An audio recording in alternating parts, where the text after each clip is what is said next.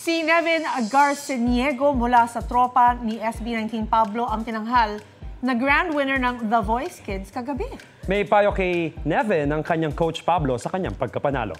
Yan ang unang chika ni Nelson Canlas.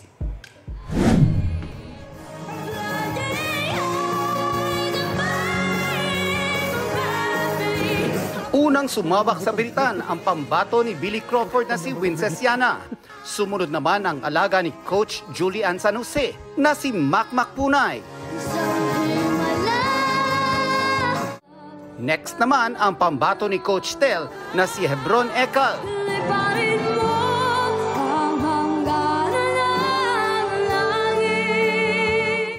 And finally, ang minentor ni Pablo ng SB19 na si Nevin Garciniego.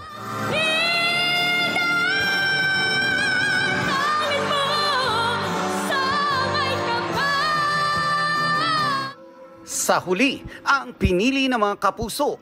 Our grand winner is ngayong 2024. Nevin Garciniego of Tropas.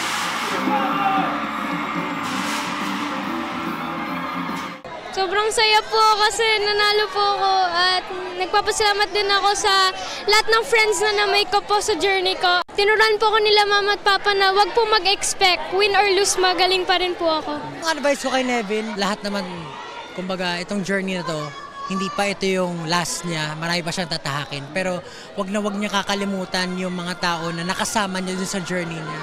Kahit gaano kataas yung maabot niya, talagang kailangan maalala niya kung saan siya nanggaling. Wag niya kakalimutan. Nagkamit si Nevin ng 1 million pesos from GMA Network Inc., recording and management contract from UMG Philippines at isang brand new house and lot. Ito ang unang balita. Nelson Canlas para sa GMA Integrated News. Gusto mo bang mauna sa mga balita? Mag-subscribe na sa GMA Integrated News sa YouTube at tumutok sa unang balita.